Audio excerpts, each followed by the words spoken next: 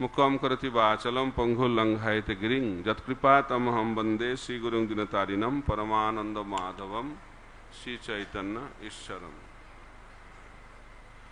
हरे कृष्णा।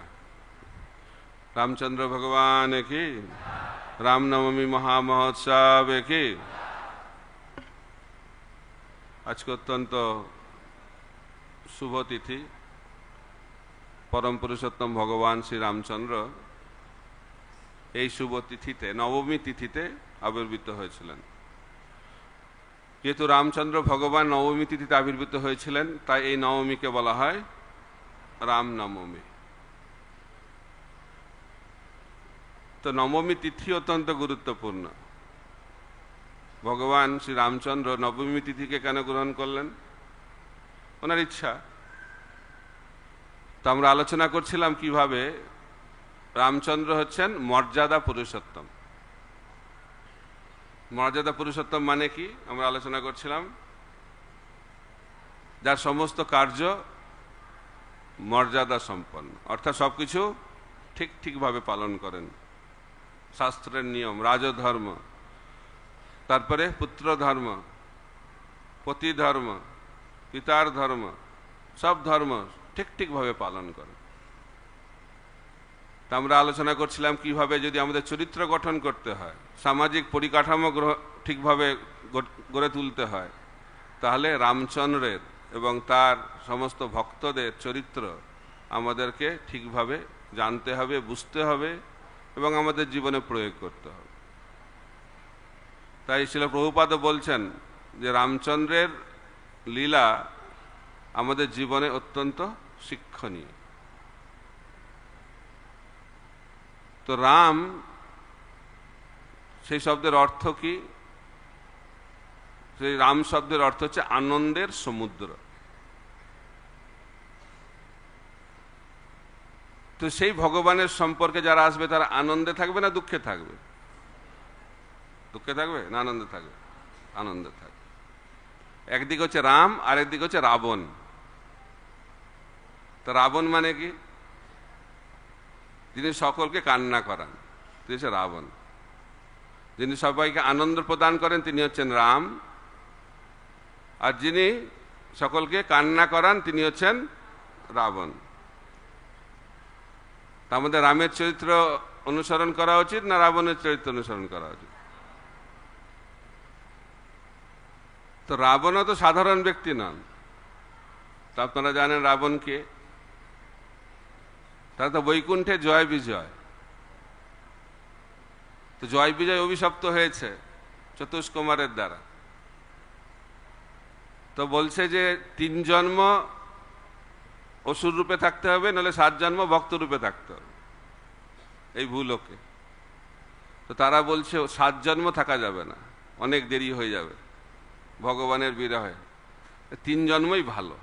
তো 3 জন্ম অসুর হয়ে এসেছে। তো আপনারা জানেন কিভাবে সত্য যুগে জয় বিজয় কিভাবে আবির্ভূত হয়েছেন? হিরণ্যকশিপু এবং হিরণ্যাক্ষ। তারপরে ত্রেতা যুগে রাবণ এবং কুম্ভকর্ণ, এবং দ্বাপর যুগে শিশুপাল এবং দন্তবক্র। তো ভগবান এই জগতে আবির্ভূত হন, তার কারণ আমরা ব্যাখ্যা করছিলাম। পরিত্রাণায় সাধুনাং বিনাশায় চ দুষ্কৃতম ধর্ম সংস্থাপনার্থায় সম্ভবামি যুগে যুগে। তো ভগবান এই জগতে ধর্মকে স্থাপন করার জন্য আবির্ভূত হন, এবং ধর্মকে স্থাপন করতে গেলে অসুরদেরকে বিনাশ করতে হয় এবং সাধুদেরকে সুরক্ষা দিতে হয়। এটাই ভগবানের 3টি প্রধান কার্য তিনি যখন এই জগতে আবির্ভূত হন। তো ভগবান রাম তিনি কিভাবে আবির্ভূত হলেন সেটা আমরা আজকে আলোচনা করব, যেহেতু আজকে হচ্ছে ওনার আবির্ভাব তিথি। তা আপনারা জানেন দশরথ মহারাজ তিনি অযোধ্যায় রাজত্ব করছেন। তো দশরথ মানে হচ্ছে যার রথ 10 দিকে যায়, অর্থাৎ তিনি সর্বদিককে বিজয় করেছেন দশরথ। আর অযোধ্যা মানে এমন একটি জায়গা সেখানে কাউকে আপনারা পরাজিত করতে পারবেন না, তারা হচ্ছে সবসময় জয়ী। অযোধ্যা মানে হচ্ছে যার সবসময় জয় হয়। যাকে যুদ্ধে পরাজিত করা যায় না, সেই নগরী হচ্ছে অযোধ্যা নগরী। সেখানে রাজত্ব করছেন দশরথ মহারাজ। তো দশরথ মহারাজের কটা রানী আছে? কালকে আমরা আলোচনা করছিলাম, আপনারা ভুলে গেছেন মনে হয়। মুখ্যত 3টে, আর তার সঙ্গে এক্সট্রা কতজন আছে? 350 জন। 353টি রানী। কিন্তু এত আনন্দের রাজ্যেও দুঃখ। দশরথ মহারাজের খুব দুঃখ মনে। এটাই জগতের নিয়ম, সবকিছু ঠিকঠাক হবে না। তা আমরা ভাবছি যে এই সমস্যাটা যদি চলে যায় তাহলে মনে হয় আমার জীবনটা খুব সুন্দর হয়ে যাবে। তো এই সমস্যাটা চলে গেল, তখন বলছে যা এখন খুব ভালো জীবনটা, তারপর দেখা যাবে আরেকটা এসে গেল। এটা হচ্ছে জগতের নিয়ম। এই জগতে সমস্যা সবসময় থাকবে, কারণ এই জগৎটা হচ্ছে কিসের জগৎ? সমস্যার জগৎ। কিন্তু সব থেকে বড় সমস্যা হচ্ছে যখন ভক্তরা ভাবতে থাকে যে আমার জীবনে কখনো সমস্যা থাকবে না। এটাই সব থেকে বড় সমস্যা, যে আমি তো ভক্ত হয়ে গেছি, তো ভক্ত হয়ে গেছি তাহলে তো আমার সমস্যা থাকা উচিত নয়। ভগবান বলেছেন মা সুচহ, কোনো চিন্তা করো না, আমি আছি। তো ভগবান তো বলে দিয়েছে আমি আছি, কিন্তু দেখা যাচ্ছে তাও অনেক সমস্যা হচ্ছে। তখন ভক্তদের হৃদয়ে সন্দেহ হয়, সত্যি কি ভগবান আছে? এটাই হচ্ছে পরীক্ষা। ভগবান আমাদেরকে পরীক্ষা করেন যে আমরা কতটুকু বিশ্বাস করছি যে তিনি আমাদেরকে সুরক্ষা প্রদান করছেন। শরণাগতির একটি লক্ষণ হচ্ছে অবশ্য রক্ষিবে কৃষ্ণ বিশ্বাস পালন। তাই রামায়ণের 2টি মুখ্য বিষয়বস্তু আমরা প্রথম দিন থেকে আলোচনা করছি, মনে আছে? প্রথমটি হচ্ছে রামচন্দ্র হচ্ছেন পরম পুরুষোত্তম ভগবান, আর দ্বিতীয় হচ্ছে তার চরণে আমাদের শরণাগত হতে হবে। শরণাগতি। তো রামচন্দ্রের চরণে শরণাগতি হচ্ছে রামায়ণের সার। গীতারও সার কি? সর্বধর্মান পরিত্যাজ্য মাম একং শরণাং ব্রজ। তো শরণাগতি হচ্ছে ভক্তি, আর ভক্তি মানে হচ্ছে শরণাগতি। শরণাগতি মানে কি? ভগবানের শরণ গ্রহণ করা মানে ভগবান আমাকে সুরক্ষা প্রদান করে, আমি ভগবানের। এখন দশরথ মহারাজ তার রাজত্বে সবকিছু মঙ্গলময়, কিন্তু একটা দুঃখ। কি দুঃখ? কোনো সন্তান নেই, বয়স হয়ে যাচ্ছে। তো রাজার যদি সন্তান না থাকে তাহলে আরো সমস্যা, পরে কে রাজা হবে? তো খুব চিন্তা। তখন কি করা যায়? তখন রাজা এই উপদেশ প্রাপ্ত হয়েছেন যে যজ্ঞ করতে হবে। তো কে এই যজ্ঞ করবে? ঋষ্যশৃঙ্গ মুনি। তিনি এই যজ্ঞ করবেন, আর এই যজ্ঞ করলে এই যজ্ঞের মাধ্যম দিয়ে পুত্র সন্তান প্রাপ্ত হবেন দশরথ মহারাজ। তো সেই যজ্ঞটা কি যজ্ঞ? প্রথমে হচ্ছে অশ্বমেধ যজ্ঞ, তারপরে পুত্র কামেষ্টি যজ্ঞ। তো সেই যজ্ঞে সমস্ত দেবতারা এসে উপস্থিত হয়েছেন, আর দেবতাদের প্রার্থনায় ভগবানও সেখানে আবির্ভূত হয়েছেন। তখন দেবতারা ভগবানকে বলছেন যে রাবণ প্রচন্ড উৎপাত করছে, আর থাকা যাচ্ছে না। তো ভগবান কখন আসেন? পরিত্রাণায় সাধুনাং যদা যদা হি ধর্মস্য গ্লানির ভবতি ভারত। তো ভগবান কখন আবির্ভূত হবেন? যখন অত্যাচারটা চরম সীমায় যাবে। অল্প স্বল্প অত্যাচার হলে ভগবান আসবেন, ছোটখাটো কাজ করতে ভগবান আসার কি দরকার? তাই ভগবান কখন আবির্ভূত হবেন? যখন অত্যাচারটা চরম সীমায় যাবে। ঠিক একইভাবে কোন ভক্তের হৃদয়ে ভগবান প্রকাশিত হবেন? যখন ভক্ত এই জগতের কষ্টের চরম সীমায় পৌঁছাবে। এটা শুনে ভয় লাগছে, তাই না? দেবকীর হৃদয়ে ভগবান কখন প্রকাশিত হলেন? যখন দেবকীর কষ্টটা চরম সীমায় পৌঁছাল। তাই বলা যায় কষ্ট করলে কৃষ্ণ পাওয়া যায়। কষ্ট করব না আরামে আরামে কৃষ্ণকে পেয়ে যাবো। অনেকে বলে আমার সবকিছু নিশ্চিন্তে আরামে ভজন করব। আরামে আর ভজন এটা দুটো একসঙ্গে হয় নাকি? আরামে ভোগ হয়, কষ্টে ভজন হয়। আরামে কখনো ভজন হয় না। তাই গোস্বামীরা আরামের জায়গা ছেড়ে কষ্টের জায়গায় গেছিল, তপভূমি। ব্রজভূমিকে বলা হয় শাস্ত্রে তপভূমি, তপস্যা করতে হবে। মনুষ্য জীবন হচ্ছে আরাম করার জন্য জীবনটা নয়, মনুষ্য জীবনটা হচ্ছে তপস্যার জীবন।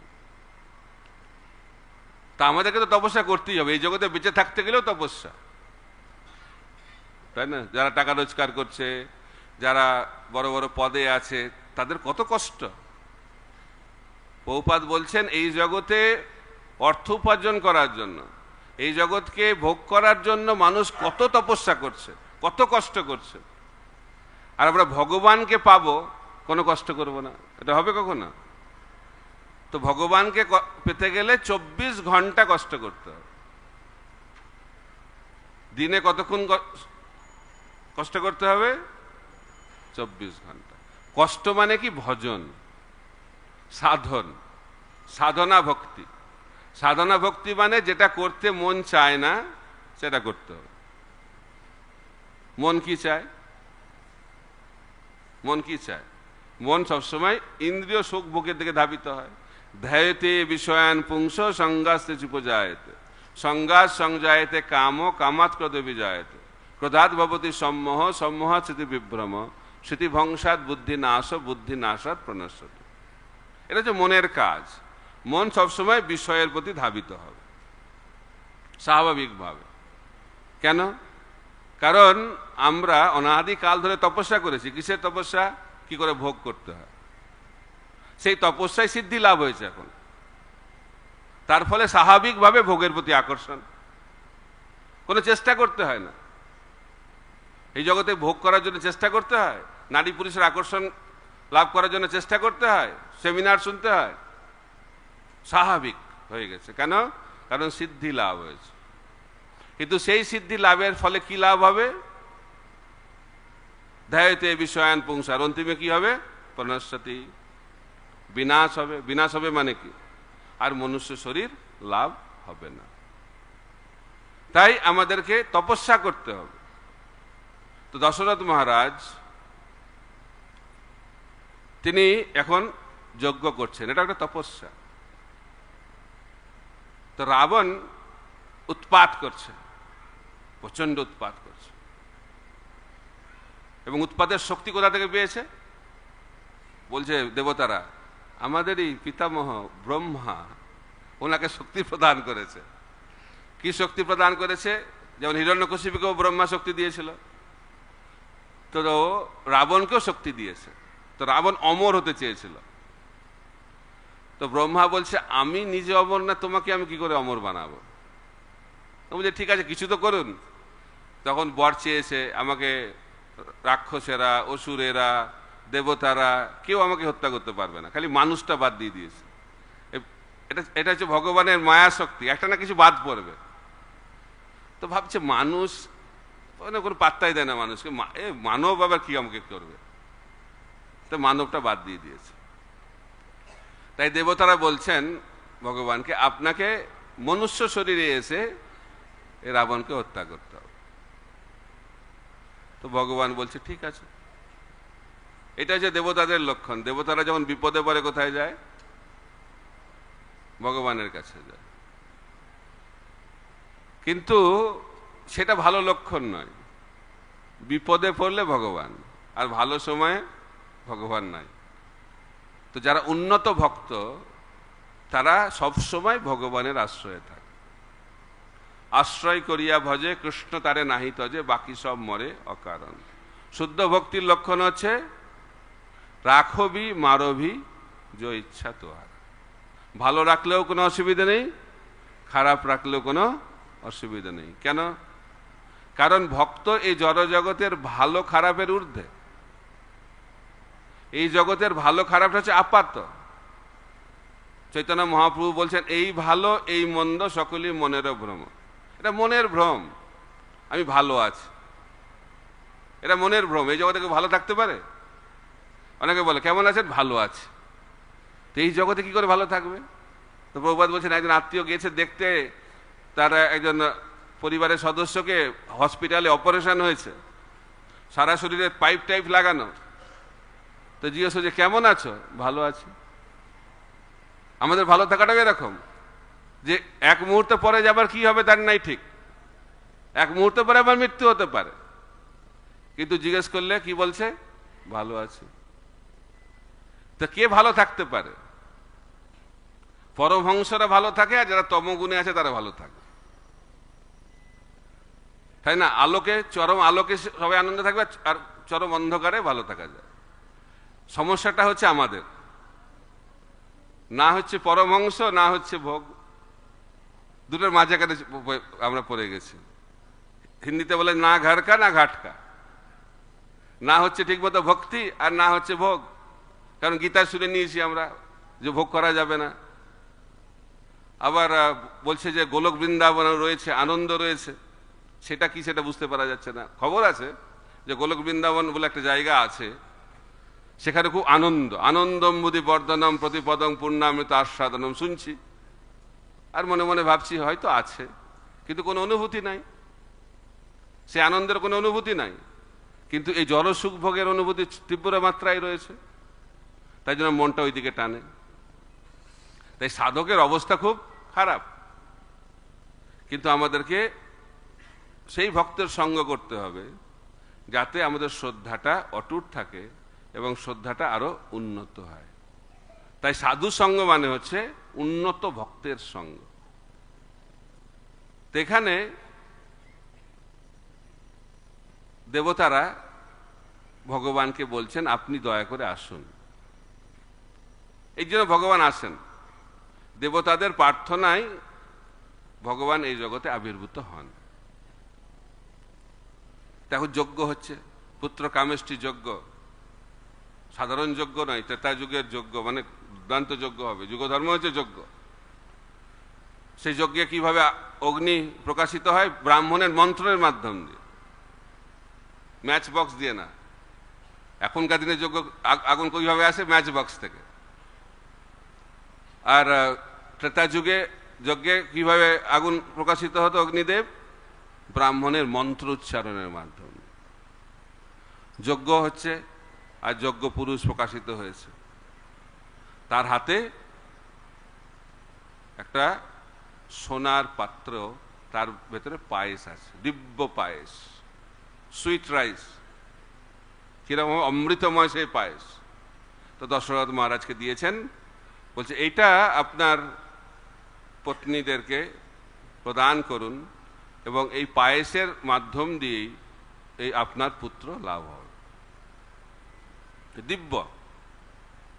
তো বাল্মীকি মুনি রামায়ণে ব্যাখ্যা করছেন কিভাবে ভগবানকে আবির্ভূত হতে হলে পিতা মাতার যৌন মিলনের কোনো প্রয়োজন নেই। দিব্য পায়েসের মাধ্যম দিয়ে কৌশল্যা, কৈকেয়ী এবং সুমিত্রা গর্ভবতী হয়েছিলেন। তো পায়েসটা কিভাবে দিচ্ছে সেটা একটা সুন্দর ব্যাপার।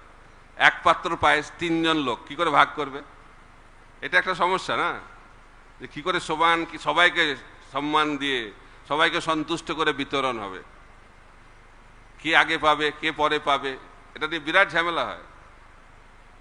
এখন কৌশল্যা হচ্ছে সব থেকে বড় রানী, তারপরে হচ্ছে সুমিত্রা এবং সব থেকে ছোট হচ্ছে কৈকেয়ী। কিন্তু কৈকেয়ী হচ্ছে সব থেকে প্রিয়, রাজার পরীক্ষা কাকে আগে দেবে। কিন্তু দশরথ মহারাজ তো ধর্মবান, তিনি তো সাধারণ রাজা নন, তো তিনি প্রথমে কাকে দিয়েছেন? কৌশল্যাকে দিয়েছেন, বড় রানী। কতটা দিয়েছে? প্রথমে পায়েসটাকে 2 ভাগে ভাগ করেছে। তো আপনারা এটা থেকে শিখবেন, খুব সুন্দর শিক্ষা। 2 ভাগে ভাগ করেছে, তো ভাগ করে অর্ধেকটা দিয়েছে কাকে? কৌশল্যাকে। কতটা থাকলো এখন? অর্ধেক। তখন এই অর্ধেকটা এখন কি করবে? এই অর্ধেকটাকে আবার ভাগ করেছে, তো কত হচ্ছে? 4 ভাগের 1 ভাগ হয়ে গেল, 1/4 বলছে ইংরেজিতে। তো 1/4 কাকে দিয়েছে? সুমিত্রাকে দিয়েছে। এখন কত থাকলো? 4 ভাগের আরেক ভাগ থাকলো। তো 4 ভাগের 2 ভাগ চলে গেল হচ্ছে কার কাছে? কৌশল্যার কাছে, হাফ। 1 ভাগ কার কাছে গেল? সুমিত্রাকে। যেটা এটা একটু বুঝতে হবে গণিতটা, খুব সুন্দর। তারপরে সেই যে অর্ধেক, সেটাকে আবার 2 ভাগ করা হলো। তো সেই 2 ভাগ করে 1 ভাগ কাকে দেয়া হলো? কইকেয়ীকে দেয়া হলো। আর বাকি অর্ধেকটা কোথায় যাবে? আবার সুমিত্রাকে দেয়া হলো। তো এরকম ভাবে পায়েসটা ভাগ হলো। মনে থাকবে আপনাদের? এটা অনেকেই বুঝতে পারে না, ভুলে যায় কি করে হলো। অনেকে জানে সুমিত্রা 2 ভাগ পেয়েছে, কিন্তু কতটা পেয়েছে? তো কৌশল্যা কতটা পেল? অর্ধেক। তো আমরা একটু ম্যাথমেটিক্স আলোচনা করবো আজকে। তো টোটাল 8 ভাগ করুন, 8 ভাগ, ঠিক আছে? 8। তো 8 ভাগের মধ্যে 4 ভাগ পেয়েছে কৌশল্যা, 3 ভাগ পেয়েছে সুমিত্রা, আর 1 ভাগ পেয়েছে কইকেয়ী। মনে থাকবে কি করে এটা হলো? প্রথমে হচ্ছে হাফ, মানে হচ্ছে কত? 1 1/2, তাই তো? এটা বলে অর্ধেক। তারপরে 4 ভাগের 1 ভাগ প্রথমে পেয়েছে সুমিত্রা, 1/4, হাফ। তারপর হচ্ছে 1/4, আর কইকেয়ী পেয়েছে 1/8, 8 ভাগের 1 ভাগ। তাহলে কৌশল্যা হচ্ছে হাফ, কইকেয়ী সুমিত্রা হচ্ছে 1/4, আর সুমিত্রা হচ্ছে কৌশল্যা হচ্ছে হাফ, সুমিত্রা হচ্ছে 1/4, কইকেয়ী হচ্ছে 1/8। তারপরে বাকি 1/8 সেটা আবার কার কাছে এসে গেছে? সুমিত্রার কাছে এসে গেছে। তো হাফকে আমরা 8 কি করে করব নিচে? যারা অঙ্ক জানেন তারা বুঝতে পারবেন, 4 দিয়ে গুণ করলেই হয়ে যাবে। হাফ মানে হচ্ছে 8 ভাগের 4 ভাগ, সেটা হচ্ছে কৌশল্যা। তারপরে 8 ভাগের 3 ভাগ হচ্ছে সুমিত্রা, আর 8 ভাগের 1 ভাগ হচ্ছে কইকেয়ী। কিন্তু কে আগে লাস্টে খেয়েছে? সুমিত্রা। ফার্স্টে খেয়েছে কৌশল্যা, সেকেন্ড খেয়েছে কইকেয়ী, আর শেষে খেয়েছে সুমিত্রা। তো সুমিত্রা তো মেজ, তো পরে কেন খেলেন? এটা একটা সিদ্ধান্ত। সুমিত্রার মধ্যে হচ্ছে সেবা ভাব, আমি শেষে খাবো। এই জগতে আমাদের কি ভাব? আমি আগে খাবো। সবাই জন প্রসাদ হয়, কে আগে ঢুকবে, তাই না? কে আগে পাবে। কিন্তু এখানে কৌশল্যা, কইকেয়ী এবং সুমিত্রার জীবন থেকে আমরা দেখতে পাচ্ছি কে পরে খাবে। তো ভগবত ধামে প্রবেশ করতে গেলে পরে ঢুকতে হবে। আগে ঢুকবো হলে তাহলে গেটটা বন্ধ থাকবে। বোঝা যাচ্ছে? শিক্ষা। অনেকে বলে ও এই ইস্কনে খালি লাইন দিতে হয়। এই কত লাইন দেব? চরণামৃততে লাইন, গুরু পূজাতে লাইন, মন্দিরে ঢুকবো তাও লাইন, আর প্রসাদে গেলে তার কথাই নেই, কত বড় লাইন, সবার আগে পৌঁছে যাব। তো লাইনটা তো চিন্ময় জগৎ থেকে আসছে। তো চিন্ময় জগতে প্রবেশ করতে গেলে লাইনে দাঁড়ানোর অভ্যাস করতে হবে। কেন? বলা যায় চিন্তামণি প্রকর সন্মসু কল্প বৃক্ষ লক্ষাবৃতেষু সুরভির অভিপালয়ন্তম লক্ষ্মী সহস্র শতসম্ভ্রম সেব্যমানম গোবিন্দম আদি পুরুষম তমহং ভজামি। কত লক্ষ্মী? শত সহস্র, মানে লক্ষ লক্ষ। আর সেব্য কজন? গোবিন্দ কতজন? একজন। একজনকে সেবা হবে, আর লাইনে দাঁড়িয়েছে কতজন? কয়েক লক্ষ। তা আমরা তো ভাগ্যবান, এখনো লক্ষ্যে লাইনটা পৌঁছায়নি, এখন হাজারের মধ্যেই সীমাবদ্ধ আছে। এই অভ্যাস যদি করতে না পারি তাহলে লক্ষ লাইনে কি করে দাঁড়াবো? আমি লাইন ছেড়ে চলে যাব তো। তাই বলছে বৈকুণ্ঠের দ্বার তার কাছেই উন্মোচিত হবে যখন আমরা গোপীভর্তু পদকমলয়র দাস দাসানুদাস মনোভাব আমাদের মধ্যে থাকবে। সুমিত্রা দেবীর মধ্যে সেই দাসত্ব ভাব তীব্রভাবে প্রকাশিত হয়েছে, এবং সেই কারণেই তার গর্ভ থেকে দুই সেবকের জন্ম হয়েছে, লক্ষণ এবং শত্রুঘ্ন। আর দুই সেব্য আবির্ভূত হয়েছেন, তিনি হচ্ছেন ভরত এবং রাম। বোঝা গেল সিদ্ধান্ত? তো সেবক হওয়া ভালো না সেব্য হওয়া ভালো? কি মনে হচ্ছে? এই জগতে সবাই ভগবান হতে চায়, আর সত্যিকারে যে ভগবান তিনি ভক্ত হতে চায়। এটাই জড়জগতের বৈশিষ্ট্য। যিনি স্বয়ং ভগবান কৃষ্ণ, তিনি ভক্ত হয়ে চৈতন্য মহাপ্রভুরূপে আবির্ভূত হচ্ছেন, আর বদ্ধ জীব সে তো দাস ভগবানের, তারা প্রভু হতে চাইছেন। তাই আমাদের এই দাস ভাব গ্রহণ করতে হবে। রামায়ণের সার হচ্ছে দাসত্ব ভাব, ভগবানের সেবক। তাই রামের থেকে কে মহিমান্বিত বেশি? লক্ষণ। আর লক্ষণের থেকে মহিমান্বিত কে বেশি? শত্রুঘ্ন। কেন? লক্ষণ হচ্ছে ভগবানের সেবক, আর শত্রুঘ্ন কার সেবক? ভক্তের সেবক। যে ভক্তের সেবক সে ভগবানের সেবকের থেকে বড়। তাই ভগবান বলছেন, যে ভাবে আমি সে আমার ভক্ত সে আমার ভক্ত নয়, যে আমার ভক্তের ভক্ত সে আমার ভক্ত, এই সিদ্ধান্ত। তাই সুমিত্রা দেবীর মধ্যে এই সেবা ভাব তীব্র মাত্রায় ছিল, এই জন্য তিনি সর্বশেষে এই পায়েস অন্ন গ্রহণ করেছিলেন। এবং যেহেতু তিনি দুটো ভাগ পেয়েছিলেন, তাই জন্য দুটি সন্তান তার লাভ হয়েছিল, লক্ষণ এবং শত্রুঘ্ন। এবং কৈকেয়ীর গর্ভ থেকে আবির্ভূত হয়েছিলেন ভরত, এবং কৌশল্যার গর্ভ থেকে আবির্ভূত হয়েছিলেন রামচন্দ্র ভগবান। তো রামচন্দ্র ভগবান আজকের এই নবমী তিথিতে আবির্ভূত হয়েছিলেন, আর লক্ষণ, ভরত এবং শত্রুঘ্ন তারা আবির্ভূত হয়েছিলেন আগামীকাল দশমী তিথিতে, একদিন পরে। বাল্মীকি রামায়ণে ব্যাখ্যা করা হচ্ছে। তো আজকে কার আবির্ভাব তিথি? রামচন্দ্র ভগবানের আবির্ভাব তিথি। আর আগামীকাল কার আবির্ভাব তিথি? ভরত, লক্ষণ এবং শত্রুঘ্নের আবির্ভাব তিথি। মনে রাখবেন। আমরা তো ভুলে যাই, রামনবমী হয়ে ভুলে যাবো, আবার ভাবছি সবাই একসঙ্গে আবির্ভূত হয়ে গেছে আজকে। তো সেরকম সিদ্ধান্ত নয়, আজকের তিথিতে ভগবান শ্রী রামচন্দ্র আবির্ভূত হয়েছেন। মর্যাদা পুরুষোত্তম নবমী তিথিটা হচ্ছে মর্যাদাপূর্ণ নয়। যাই না, আগে আমি এটা বলেছি কিনা, নয়টা হচ্ছে একটা অদ্ভুত একটি কি বলে এটাকে সংখ্যা। কিরকম? নয়কে যদি 1 দিয়ে গুণ করেন কত হবে? আবার একটু ম্যাথমেটিক্স হবে এখন। 9কে 1 দিয়ে গুণ করলে কত হবে? 9। 9কে 2 দিয়ে গুণ করলে কত হবে? 18। 1 আর 8 কত? 9। ঠিক আছে। 9কে 3 দিয়ে গুণ করলে কত? 27। 2 আর 7 কত? 9। 9কে 4 দিয়ে গুণ করলে কত? 36। 3 আর 6 কত? 9। 9কে 5 দিয়ে গুণ করলে কত? 45। 4 আর 5 কত? 9। 9কে 6 দিয়ে গুণ করলে কত? 54। 5 আর 4 কত? 9। কটা হলো? 6 হলো। 9কে 7 দিয়ে গুণ করলে কত? 63। 6 আর 3 কত?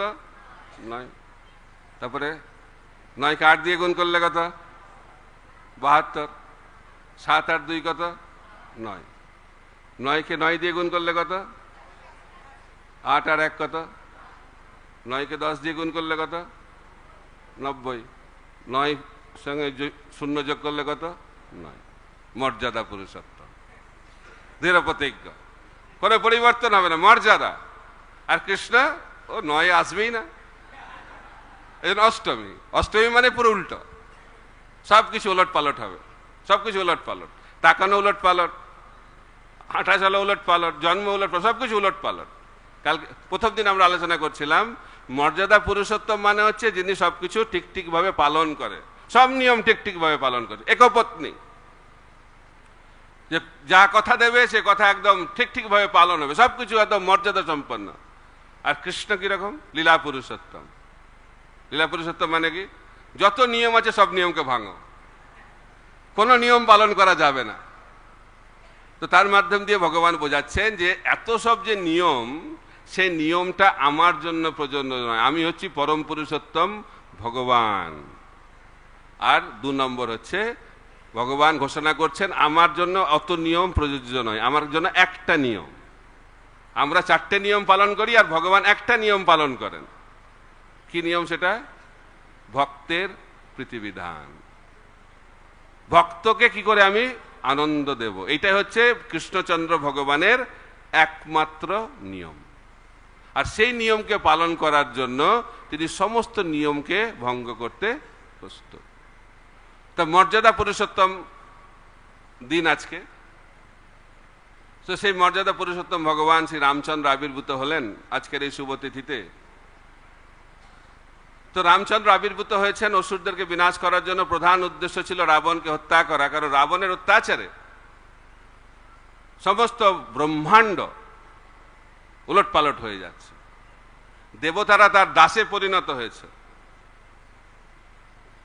প্রচন্ড শক্তি, সবাইকে একদম এদিক ওদিক করে। হিরণ্যকশিপুর অবতার তো একই রকমই হবে। এর দ্বারা আমাদের শিক্ষা লাভ করতে হবে যে চরিত্র যদি না থাকে আর তার কাছে যদি শক্তি থাকে, তাহলে সেই শক্তির অপব্যবহার হবে। সেই কারণে ইংরেজিতে বলা হয়, if you want to know the character of a person, give him power.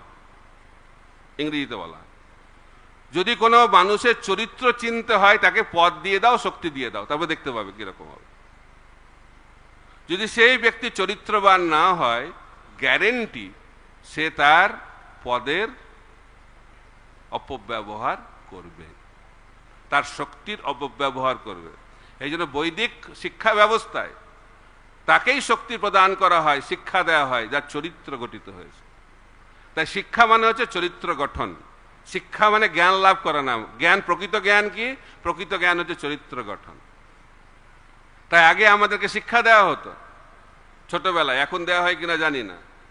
ইংরেজিতে শিক্ষা দেওয়া হতো, বলা হতো if money is lost, nothing is lost. If health is lost, something is lost. But if character is lost, everything is lost. এখন আর দেয় শিক্ষা? মনে হয় দেয় না। দেয়, ওই শিক্ষাটা উল্টো হয়ে গেছে এখন। তো বলছে যদি টাকা পয়সা যায় কোনো অসুবিধা নেই, যদি শরীর স্বাস্থ্য খারাপ হয় একটু অসুবিধা আছে, আর যদি চরিত্র চলে যায় সব শেষ। কিন্তু এখন অন্যরকম হয়ে গেছে। এখন বলা হচ্ছে if character is lost, nothing is lost. If health is lost, something is lost. But if money is lost, everything is lost. এখন নিয়ম হয়ে গেছে চরিত্র নষ্ট। চরিত্র বৃদ্ধি কি হবে? কেউ যদি বিবাহ দিতে যায়, কত আছে ব্যাংকে, আগে কি দেখতো? আগে চরিত্র। যেমন বাল্মীকি মুনি জিজ্ঞেস করছেন নারদ মুনিকে যে এমন কোন ব্যক্তি আছে যিনি হচ্ছেন গুণবান। আগে গুণ দেখতে হবে, চরিত্র দেখতে হবে, তারপরে টাকা পয়সা হচ্ছে গৌণ ব্যাপার। কিন্তু এখন মুখ্য ব্যাপারটা হচ্ছে টাকা পয়সা। কারণ এটাই শ্রীমদ্ ভাগবতে ব্যাখ্যা করা হচ্ছে, সবকিছু চাবিকাঠি, বিচারে চাবিকাঠি হচ্ছে পয়সা। এটা হচ্ছে কলিযুগের লক্ষণ।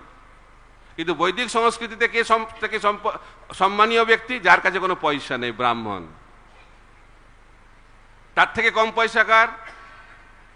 তার থেকে সব থেকে কম পয়সা হচ্ছে ব্রাহ্মণের। ওর কাছে কোনো ব্যাংক অ্যাকাউন্ট নেই, কিন্তু সব থেকে সম্মানীয় ব্যক্তি তিনি। তার থেকে একটু কম সম্মান কার? ক্ষত্রিয়, তাদের অল্প পয়সা, ট্যাক্স দিয়ে চলে। তার থেকে আরো বেশি পয়সা কার? বৈশ্যদের। কিন্তু কলিযুগে সবকিছু উল্টো। কে সম্মানীয় ব্যক্তি? যার কাছে যত পয়সা আছে। চরিত্রটা গুরুত্বপূর্ণ নয়। কিন্তু রামায়ণ কি শিক্ষা দিচ্ছে? রামায়ণ শিক্ষা দিচ্ছে চরিত্রটা হচ্ছে সব থেকে বেশি গুরুত্বপূর্ণ, চরিত্র গঠন। তাই আমরা রামায়ণ কেন পড়বো? রামায়ণের চরিত্র থেকে সেই শিক্ষা লাভ করে আমাদের চরিত্র গঠন করতে হবে। কারণ যদি চরিত্র গঠন না হয়, তাহলে ভক্তি কি করে লাভ হবে?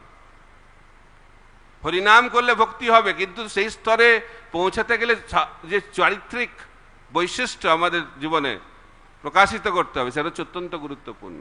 তাই রামায়ণ শিক্ষার মাধ্যম দিয়ে আমাদের চরিত্র গঠন হবে, এবং তার ফলে আমরা মহাপ্রভুর প্রদর্শিত হরিনাম সংকীর্তন সঠিকভাবে আমরা পালন করতে পারব। তাই রামচন্দ্রের যে চরিত্র, এটা অত্যন্ত গুরুত্বপূর্ণ। তো রামচন্দ্রের সবকিছু হচ্ছে মর্যাদাপূর্ণ, কিন্তু মানুষ দুটো রামচন্দ্রের কাহিনীকে বুঝতে পারে না, বিতর্কিত। তো একটা আমি আজকে আলোচনা করব। প্রথমটা হচ্ছে যে রামচন্দ্র বালিকে ওইভাবে মারলো কেন, মানুষ মেনে নিতে পারে না কেন। মারলো তো মারলোই, আর পেছন থেকে মারলো, লুকিয়ে মারলো, এটা কি ধরনের মর্যাদা, এটা মানুষ মানতে পারে না, বুঝতে পারে না। আর 2 নম্বর হচ্ছে সীতাকে কেন বনবাসে পাঠানো হলো, এটা তো একদম মেনে নিতে পারে না কেউ। তো প্রথমটা আমি আজকে আলোচনা করব, দ্বিতীয়টা আলোচনা করার সময় নেই, কারণ সময় অনেক কম এখন। তো বালি এবং সুগ্রীব দুজনেই বানর কুলে জন্ম হয়েছে। তো 3টে জায়গা, একটা হচ্ছে অযোধ্যা, একটা হচ্ছে কিষ্কিন্ধা, আর একটা হচ্ছে লঙ্কা। কিষ্কিন্ধাটা হচ্ছে অযোধ্যা এবং লঙ্কার মাঝামাঝি। বানর, বানর মানে কি, সে মানুষও নয় আবার পশুও নয়। বা নর, তুমি কি নর মানে তুমি কি মানুষ, হচ্ছে বানর, এটা বিশেষ প্রজাতি। তো বানর সব সাধারণ বানর নয় এরা। ব্রহ্মা যখন ভগবান বলেন আমি আবির্ভূত হব, তখন ব্রহ্মা সমস্ত দেবতাদেরকে নির্দেশ দিলেন যে তোমরা বানর স্বরূপে আবির্ভূত হও। তো তারা সাধারণ বানর নয়, কারণ তার পেছনে আবার কারণ আছে, অনেক কাহিনী।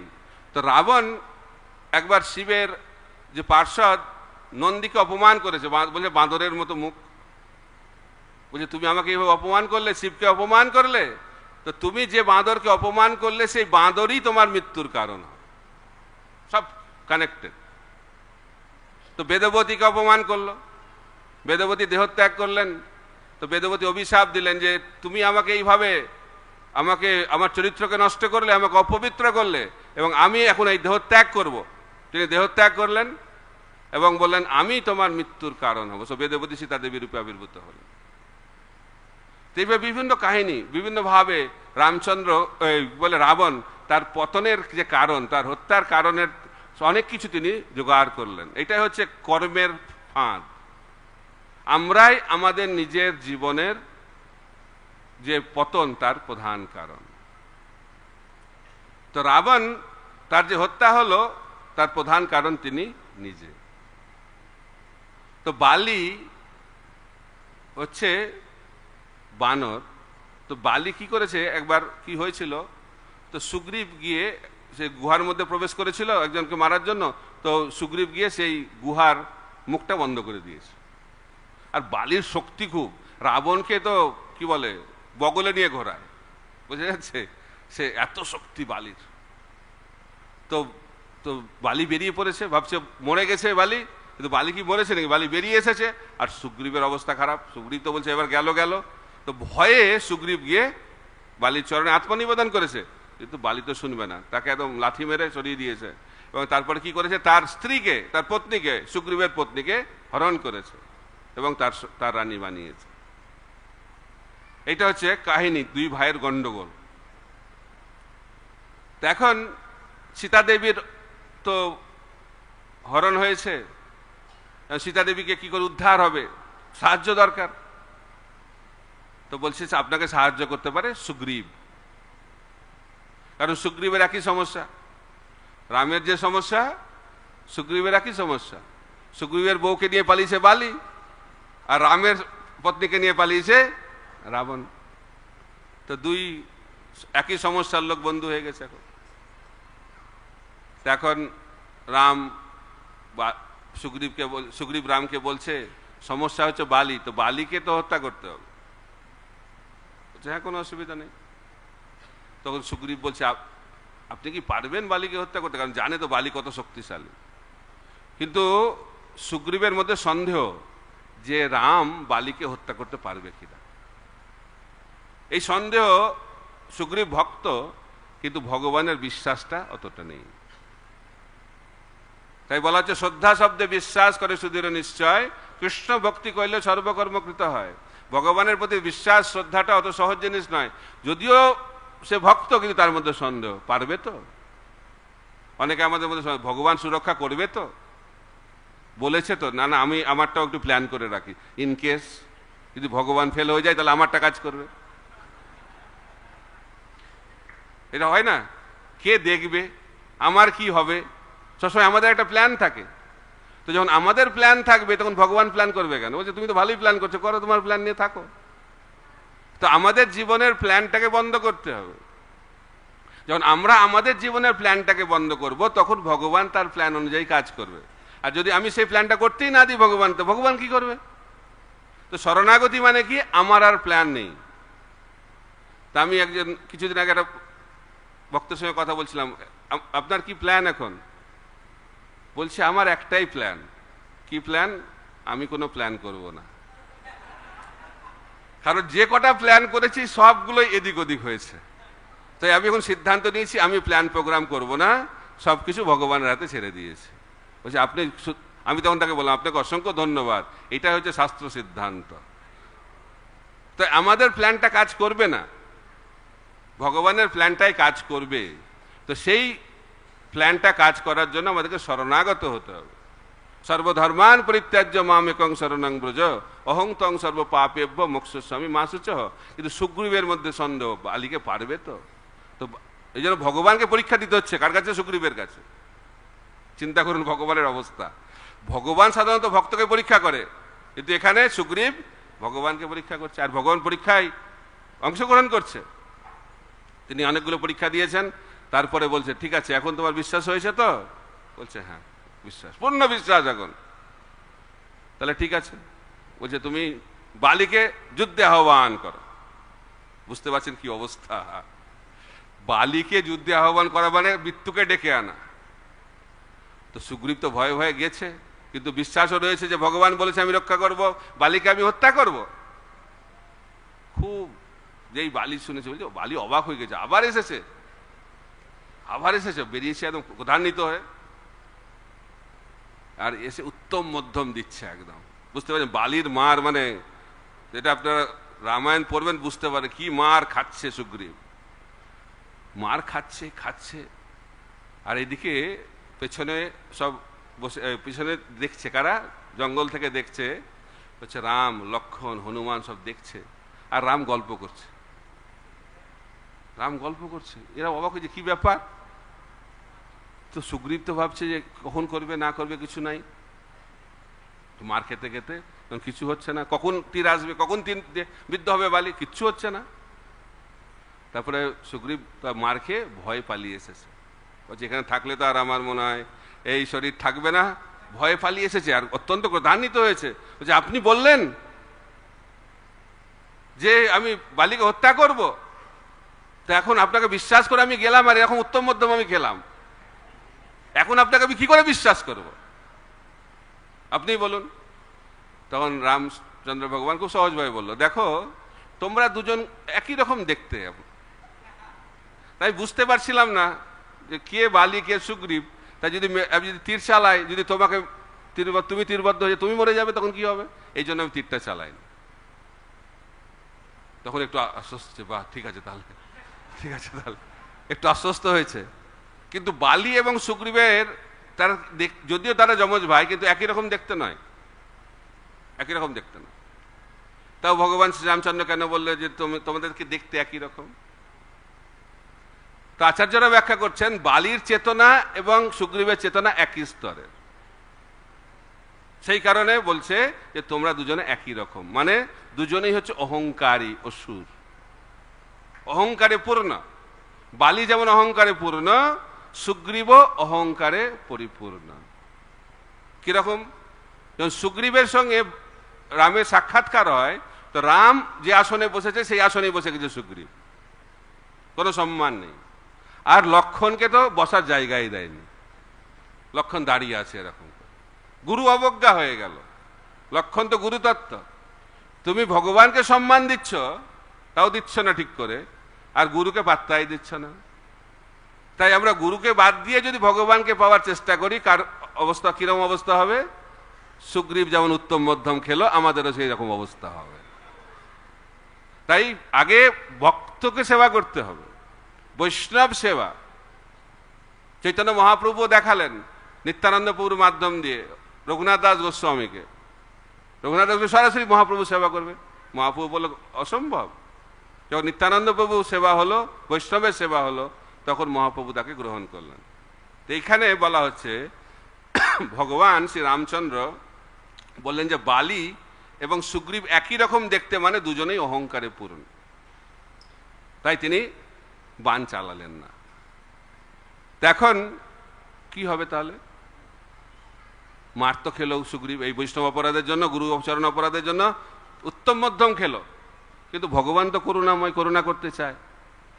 তো তাহলে কি হবে? তখন বললে যে আমি কি করে চিনব? তো সুগ্রীবকে বলে তোমাকে একটা মালা পরে যেতে হবে, তুমি মালা পরে যাও, তাহলে আমি চিনতে পারবো তুমি সুগ্রীব। ঠিক আছে, তো মালা কে বানাবে? লক্ষণ বানাবে।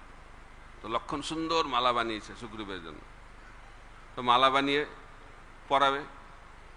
তো যখন মালা বানিয়ে পরাবে তখন মাথাটা নিচু করেছে সুগ্রীব, তার ফলে সেই বৈষ্ণব অপরাধ থেকে সে মুক্ত হয়েছে, মাথাটা নিচু করতে শিখেছে। তাই বলছে বৈষ্ণব হতে গেলে মাথাটা নিচু করতে শিখতে হবে। মাথা উঁচু করে চলবো, তাহলে কি হবে? যেমন সুগ্রীবের হলো, আমাদেরও হবে। মাথা নিচু করতে হবে। শরণাগতি মানে মাথা নিচু করা, খালি বাহ্যিক মাথা নিচু না, হৃদয় থেকে নিচু হতে হবে, ছোট হতে হবে। রূপ সনাতন বলছে আমরা জগায় মাধায়ের থেকেও বেশি পাপী। এই যে মনোভাব, ভক্তিবিনোদ ঠাকুর বলছেন আমার জীবন সদা পাপের রত, নাইক পুণ্যের লেশ। এই ভাব, তো সেই ভাব তো অতটা সুগ্রীবের মধ্যে প্রকাশিত হলো না, কিন্তু কিছুটা হলো। তখন গেছে আবার মালা পরে আবার যুদ্ধে আহ্বান করেছে। তো বালি ভাবছে যে আবার কোথা থেকে ওর এত শক্তি আসছে, নিশ্চয়ই অন্য কেউ আছে। তো বালির স্ত্রী বলছে হ্যাঁ, রাম লক্ষণ এসেছে, তার মাধ্যম দিয়েই সুগ্রীব এই শক্তি পাচ্ছে, বুদ্ধি দিয়েছে, তুমি যেও না।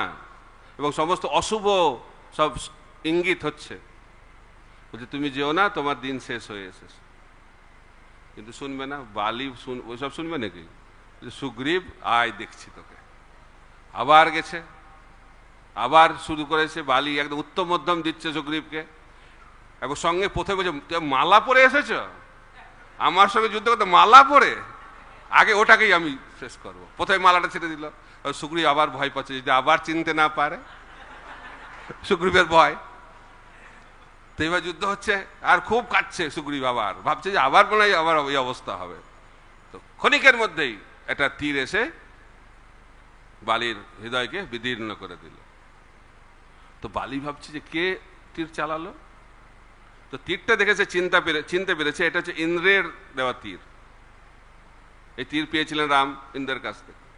ইন্দ্র তো হচ্ছে বালির বাবা, বলছে বাবা আমাকে এইভাবে মারছে, খুব দুঃখ পেয়েছে। আর তীরে লেখা আছে রাম, তো বুঝতে পেরেছে কোথা থেকে তীরটা এসেছে, রামচন্দ্রের কাছ থেকে। এখন রাম এবং বালির কথোপকথন হচ্ছে, খুব সুন্দর ব্যাখ্যা করা আছে।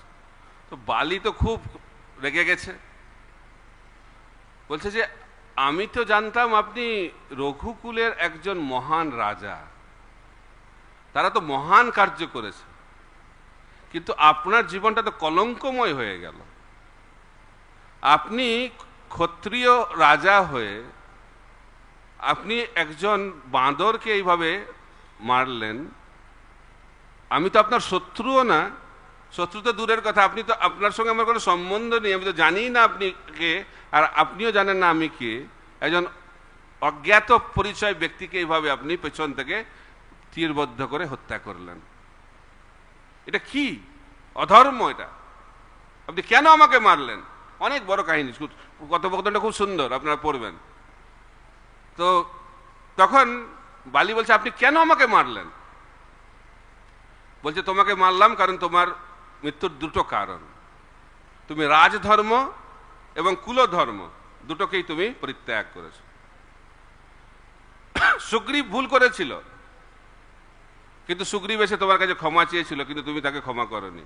ক্ষত্রিয় ধর্ম হচ্ছে যে শরণাগত হবে তাকে আশ্রয় প্রদান করা, তুমি তাকে আশ্রয় প্রদান করনি। তোমার ভাই হওয়া সত্ত্বেও তুমি তাকে আশ্রয় প্রদান করনি, তাই তুমি দণ্ডের যোগ্য। তার মাধ্যম দিয়ে তুমি রাজধর্মকে তুমি পরিত্যাগ করেছো।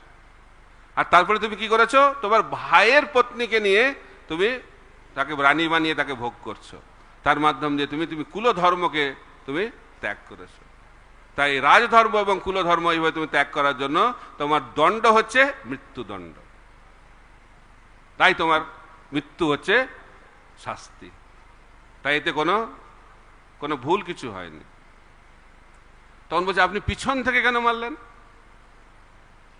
তখন রাম বলছে তুমি তো পশু স্তরের, তুমি তো মানব প্রজাতি এবং তোমার কার্যকলাপও পশু স্তরের, আর আমি হচ্ছি রাজা। আর রাজারা বনে গিয়ে পশু হত্যা করে, তারা সামনে থেকে গিয়ে পশু হত্যা করে না, পেছন থেকেই মারে। তাই তোমাকে পেছন থেকে মারাটাই হচ্ছে উপযুক্ত।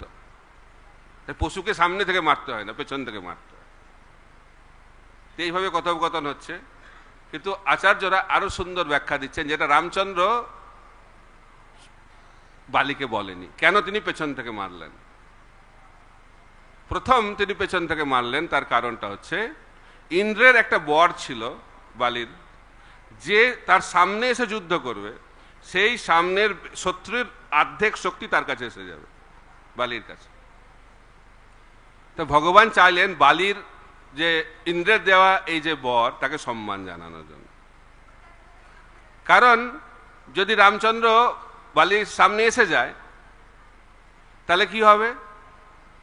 রামচন্দ্রের অর্ধেক শক্তি এসে যাবে, যদিও এটা কার্যকরী নয়, কিন্তু আপাত দৃষ্টিতে তো রামচন্দ্র হচ্ছেন পরম পুরুষোত্তম ভগবান, অসীম শক্তির আধার। তো সেই অর্ধেক শক্তি যদি বালির কাছে যায়, বালি সেই শক্তি সহ্য করতে পারবে? সঙ্গে সঙ্গে তার মৃত্যু হয়ে যাবে। তাই রামচন্দ্র ভগবান চাইলেন না তার এই অপমৃত্যু হোক, আর ইন্দ্রের যে আশীর্বাদ, যে বর, তার সম্মান দেওয়া হোক। সেই কারণে রামচন্দ্র ভগবান বালির সামনে গেলেন না। 2 নম্বর কারণ, বালি হচ্ছে ভক্ত, যদিও ভালো ভক্ত নয়, খারাপ ভক্ত, কিন্তু ভক্ত। তো রামচন্দ্র ভাবলেন যদি আমি তার সামনে যাই, আর বালি যদি আমার চরণে আত্মসমর্পণ করে, তাহলে তো আমি তাকে হত্যা করতে পারবো না। কারণ আমি তো কথা, রাজধর্ম হচ্ছে যে আমার চরণে শরণাগত হবে তাকে আশ্রয় দিতে হবে। তাহলে কিন্তু তাকে হত্যা করা অবশ্যম্ভাবী। কারণ আমি যদি বালিকে হত্যা না করি, তাহলে আমি রাবণকে হত্যা করতে পারবো না। কারণ সীতা হরণ করেছে, তার শাস্তি হচ্ছে মৃত্যু। তা আমি যদি বালিকে এখন ক্ষমা করে দিই, তাহলে আমাকে রাবণকেও ক্ষমা করতে হবে, তাহলে রাবণকে হত্যা করা যাবে না। তো সেই কারণে রাম ভাবলেন যে আমি বালির সামনে যাব না। 3 নম্বর কারণ, তো বালি ভাবলেন যদি আমি তার সামনে যাই তো খবর পেয়ে যাবে যে রাম এসে গেছে। তখন যদি বালি তার সহকারীদেরকে বলে যে তোমরা সুগ্রীবের স্ত্রীকে লুকিয়ে রাখো, যাতে সুগ্রীব খুঁজে না পায়। কারণ রাম সুগ্রীবকে কথা দিয়েছিল যে তোমার পত্নীকে আমি তোমাকে ফিরিয়ে দেব। তাই রামচন্দ্র ভগবান কোনো রিস্ক নিতে চাইলেন না, যাতে করে বালি তার ভাইয়ের পত্নীকে লুকিয়ে রাখার সুযোগ পায়। সেই কারণে রামচন্দ্র ভগবান বালির সামনে এলেন না। 4 নম্বর কারণ, যদি বালির সামনে রামচন্দ্র ভগবান এসে যায়, তাহলে বালির যারা যোদ্ধা আছে তারা যুদ্ধ করতে শুরু করবে, তো তাদের হত্যা হবে। কিন্তু তাদের তো কোনো দোষ নেই, তারা তো নির্দোষ। একমাত্র বদমাশ হচ্ছে বালি। তো বালিকে হত্যা করতে গিয়ে অন্যের হত্যা হবে, সেটা রামচন্দ্র ভগবান চাইলেন না। তিনি চাইলেন একমাত্র বালিরই হত্যা হওয়া উচিত, বাকিদের তো কোনো দোষ নেই, তাদেরকে কেন হত্যা হবে? সেই কারণে ভগবান শ্রী রামচন্দ্র বালির সামনে এলেন না। এইভাবে আচার্যরা খুব সুন্দরভাবে ব্যাখ্যা করছেন কিভাবে রামচন্দ্র ভগবান বালিকে হত্যা করলেন এবং পেছন থেকে হত্যা করলেন। এর দ্বারা রামচন্দ্র ভগবানের মহান চরিত্র প্রকাশিত হচ্ছে। তার মধ্যে তো কোনো দোষের কোনো প্রশ্নই নেই। এখানে রামচন্দ্র ভগবানের মহানতার চরম প্রকাশ হচ্ছে এই বালিকে উদ্ধার করার মাধ্যম দিয়ে। তো সময় হয়ে গেছে, অনেক বেজে গেল। তো আর সীতাহরণ না, সীতাকে তিনি কেন বনবাসে পাঠালেন সেটা অত্যন্ত কি বলবো সেন্সিটিভ টপিক। যদি কোনোদিন সুযোগ হয় ভবিষ্যতে আমরা সেটা নিয়ে আলোচনা করব। তো এখানেই আমি আমার কথার বিশ্রাম দিচ্ছি। হরে কৃষ্ণ কৃষ্ণ কৃষ্ণ হরে হরে, হরে রাম রাম রাম হরে হরে। रामचंद्र भगवान की जय, श्रील प्रभुपाद की जय, रामनवमी महामहोत्सव की जय। निताई गौर प्रेमानंदे, हरि हरि बोल।